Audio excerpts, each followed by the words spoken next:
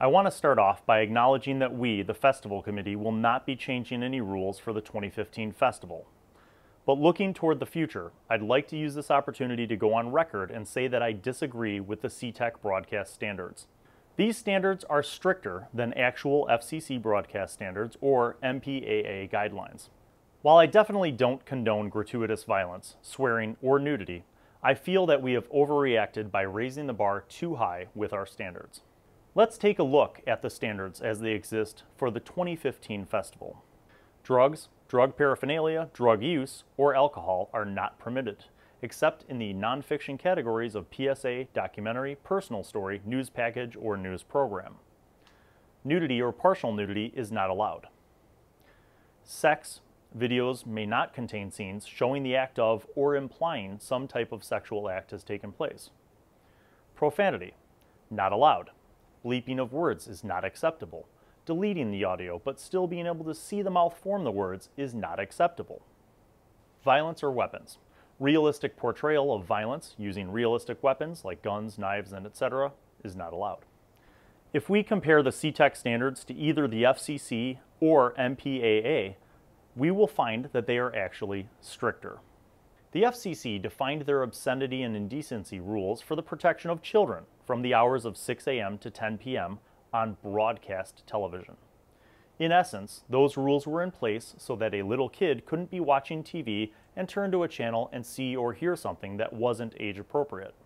Should the FCC rules apply to CTEC's video festival? My answer is no, unless we're suddenly going to start inviting families to attend the festival or put it on broadcast television. In fact, by our own definition, the only people attending the festival and therefore seeing any of the entries would be our high school students and faculty. And none of them would be attending on accident, right? Now, the MPAA has clear delineations for what is appropriate for certain audiences. The designation of PG-13 is defined as some material may be inappropriate for pre-teenagers. So if this is a high school video festival, that means that all of our students are at least 13 or older, which means our content could fall into PG-13 guidelines. Does anyone know what PG-13 allows? More often than not, PG-13 allows strong language, violence, nudity, and other elements which we have strictly prohibited.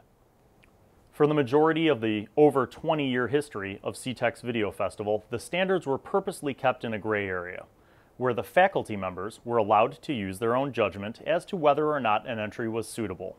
Somewhere in the very recent history of our organization, there was a massive shift towards very strict black and white standards, and unfortunately these moves are affecting the creativity of our students. Last year, my student Will Wyora won 3rd place in the demonstration category for How to Survive a Zombie Apocalypse. Had he entered this video this year, his video would have been disqualified. Did Will's video win because he had an edge over other students at schools? Because he could use guns? No. It won because it was entertaining and well produced.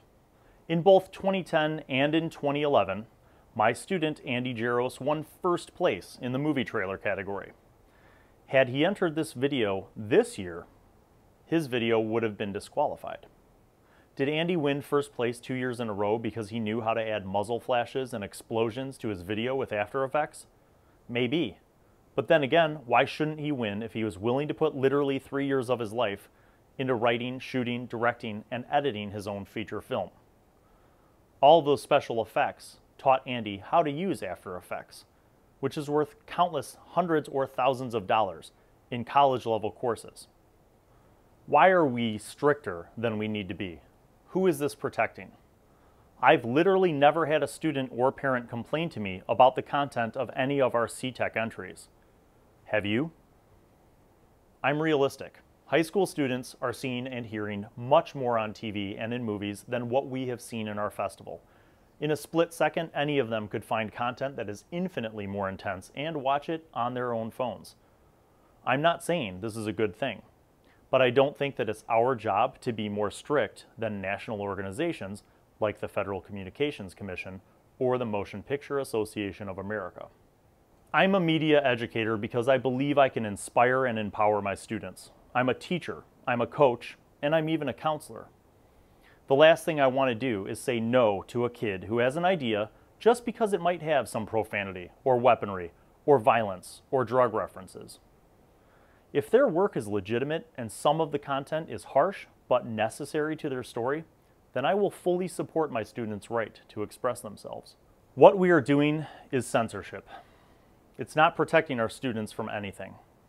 So let's roll back these restrictions and let our students make what they want to make. I'm confident that the majority of my students and yours will choose wisely. Thanks for watching.